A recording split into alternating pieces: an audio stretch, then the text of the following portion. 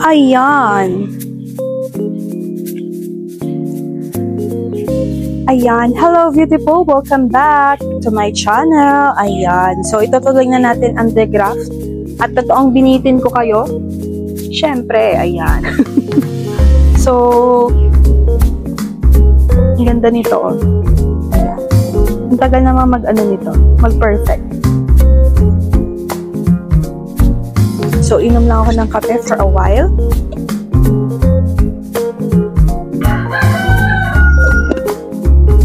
Ayan.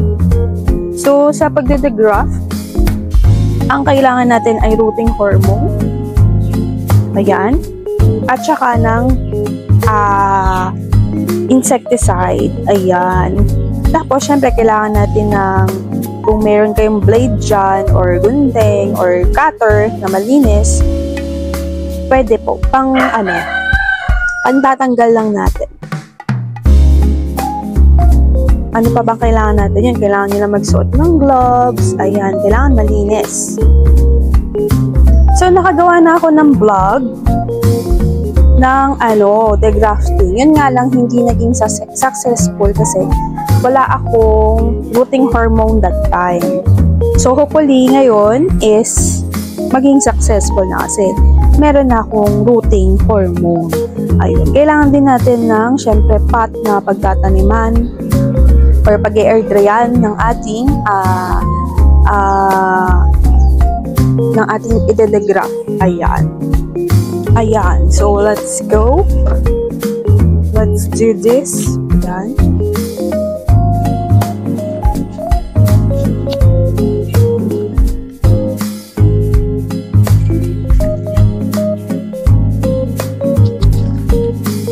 So, may prepared na ako na dietane. At saka, eto, pot na may hear you. Kasi pag natuyo yan, na air dry na natin, dyan ko siya ilalagay para mag-ugat na din siya.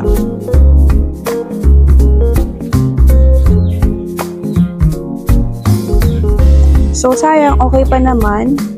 Hindi ko alam kung mag-uugat pa to. I don't think so. So, gupitin na natin.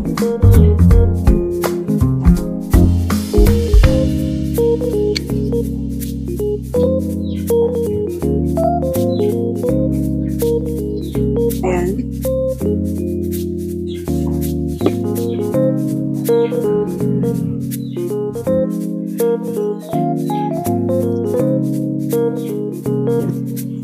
So, kailangan lang natin tanggalin to. Madali lang naman, twist motion. So, ito kasi yung kailangan natin matanggal. Yan, natanggal yung isa.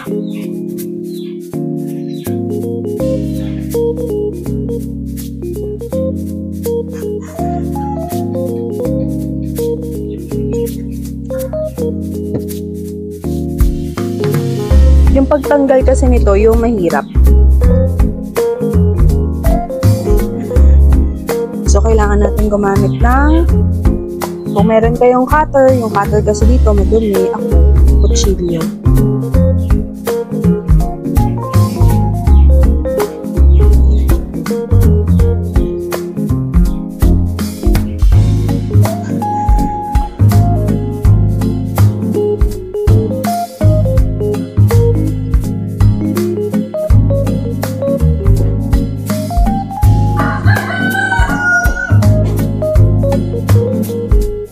Medyo tumutusok siya. Wait.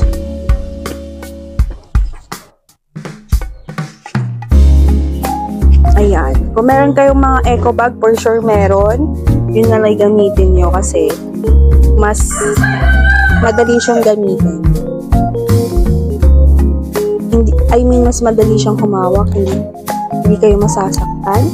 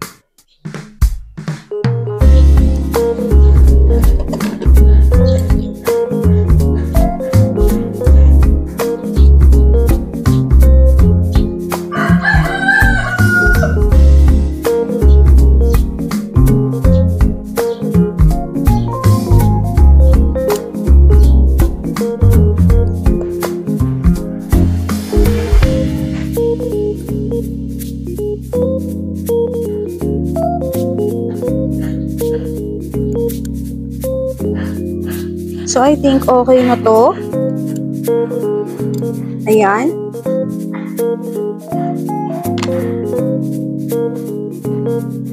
So, kunin ko na din yung mga pups. Ayan. So, twist motion lang. Pero may pangkuha po talaga ng ganito eh. May pangkuha talaga ng mga pups. Parang ito, nagkaroon na ng scales. Ngayon ko lang napansin. Nag-insecticide din ako sa kanila. Yung Sevin. Yun lang din yung ginagamit ko. So, ayan. Tanggal na with the pop. So, what is next? Ayan. So, meron na akong preferred na Ditane. Lagay ko lang sila dito for 5 minutes. Ayan. Bubog lang natin sila for 5 minutes.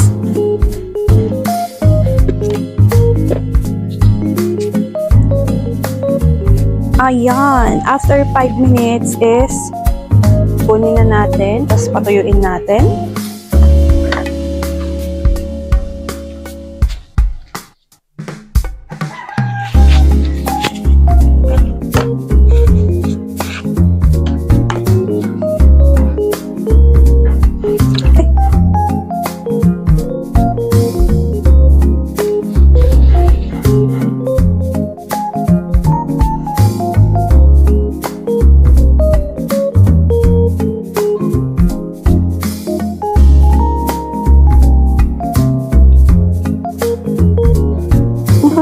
Diba? Ang cute lang, para kang nag-harvest ng prutas.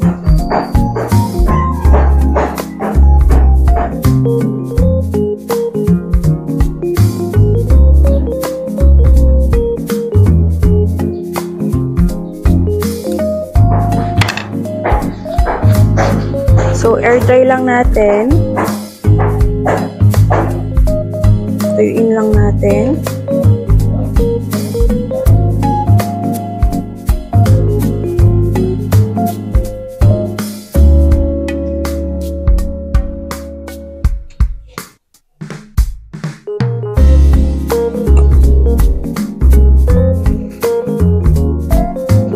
So, I advise you din na magkaroon kayo ng fungicide.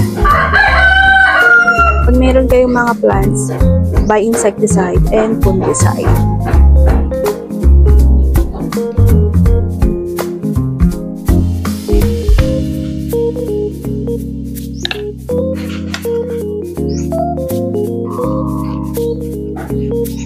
Ayan. So, patuyuin lang natin to. Tapos, right after, is lagyan na natin ng fruiting hormone once na very tuyo na siya. So, para hindi masayang yung insecticide ko, habang hinihintay ko na matuyo yung aking yung dinegraph ko is iaano ko na tong insecticide sa mga gym ko.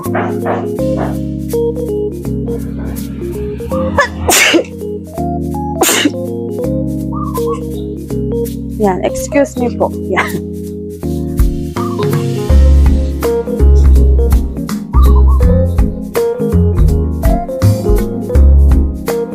So, itong mga gym na to, wala silang ID. It's just rubra, ganun.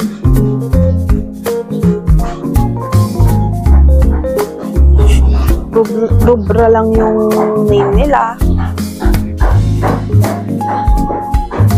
Ito, Pink Diamond.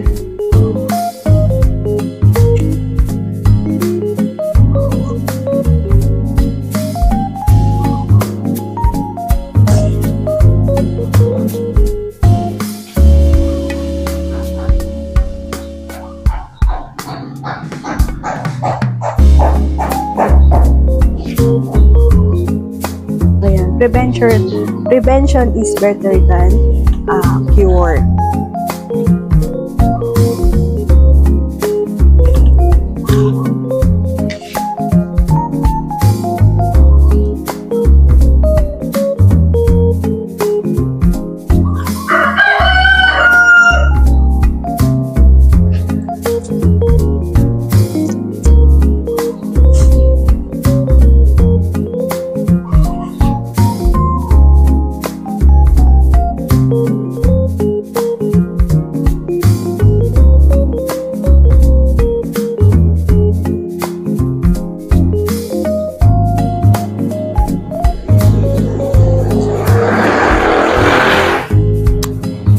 ayan, natuyo na po yung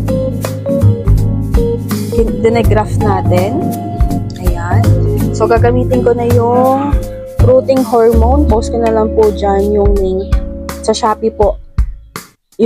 Sa Shopee po ito, Anetch. Ayan. So, may direction naman siya how to use. Dip the cut ends of the cuttings and shake the cuttings to remove excess powder.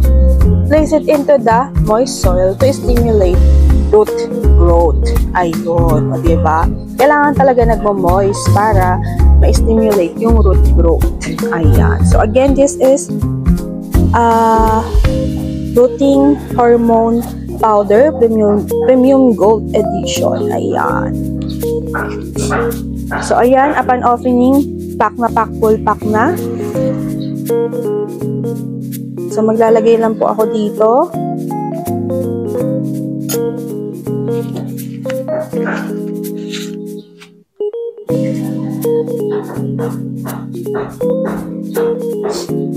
Ayan, so maglalagay na po ako. Meron pa rin meron pa rin siyang tawag dito, scales, pero nakababad naman sa daigdig. Sana matanggal naman na. Ayan. Tapos maglalagay ako dito.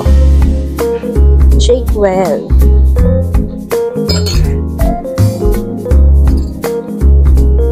Yung ating mga pups. Ayan. Ayan. Pagkiskisin natin. Ayan. So, kung gusto nyo ng grafted cactus, again, bumili kayo ng fungicide, insecticide, at rooting hormone kasi di natin alam kung kailan susugod yung mga kalaban, diba? Tapos shaded lang to mga be. Bakit nagkaroon ng ganito isa? Ayan. So, lahat sila meron na. Si mother dito ko ilalagay. Ayan. So, siguro after 2 days, ay medyo imo-moist natin yung soil. Magdidilig tayo. Yung masato, moist naman. Yung area, moist naman siya. So, carry na. Ayan. So, update na lang tayo guys sa ating mga susunod na vlog. So, today po is February 15. So, pag na-upload ko to, I'm sure may result na. At i-upload ko na lang po sa aking Facebook page yung result once na lumabas na ito. Tapos, update vlog. Pero syempre, matagal nyo pa mapapanood. So, ayun, meron po akong FB page, Everything Nice at Mitch. TikTok and Instagram, Everything Nice at Mitch. Ayan. So, thank you for watching. I hope nakapagdulot ako ng isang magandang vlog today. And kung nagustuhan niyo po ang ating vlog today, please hit like and please don't forget to subscribe. Ayan. So, thank you again for the new viewers and again, sa support niyo sa aking channel. Maraming salamat po.